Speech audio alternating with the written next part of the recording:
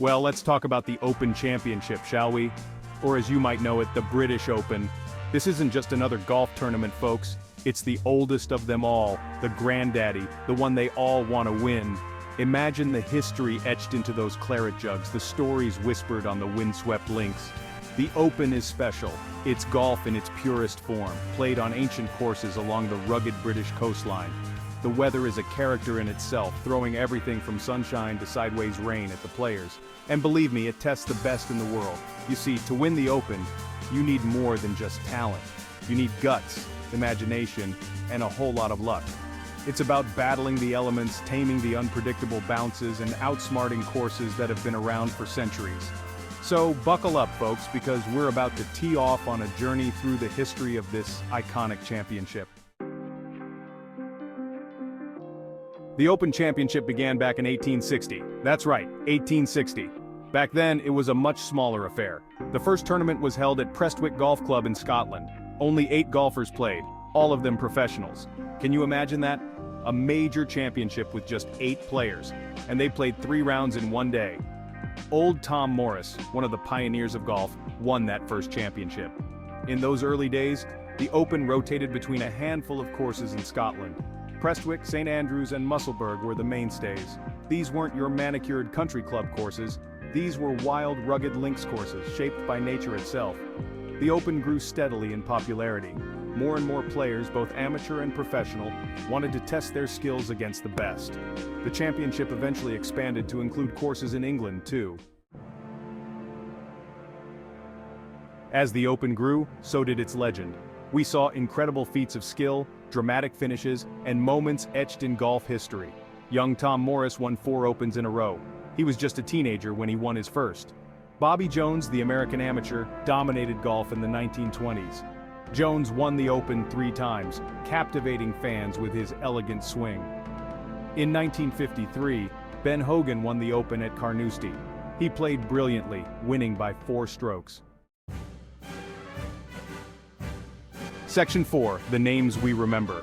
The Open Championship has been a proving ground for the greatest golfers in history.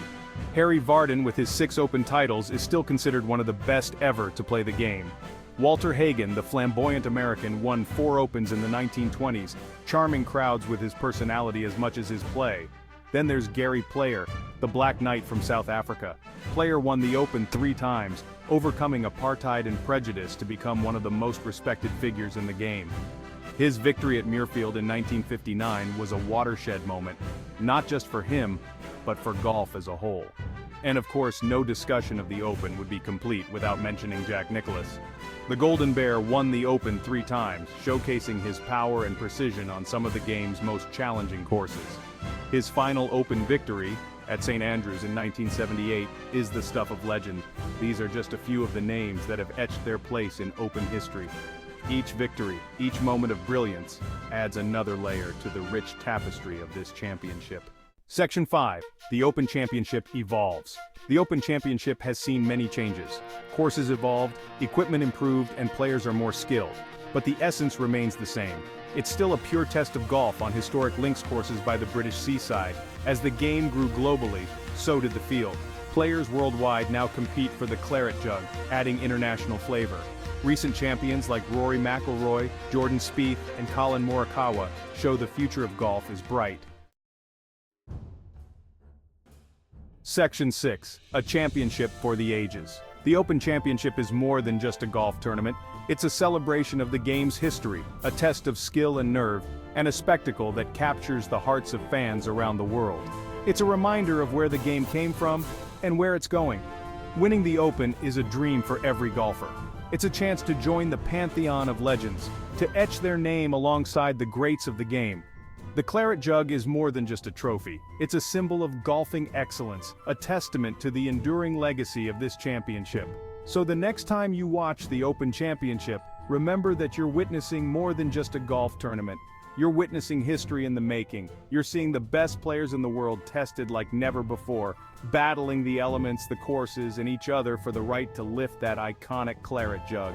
And that, my friends, is what makes the Open Championship so special.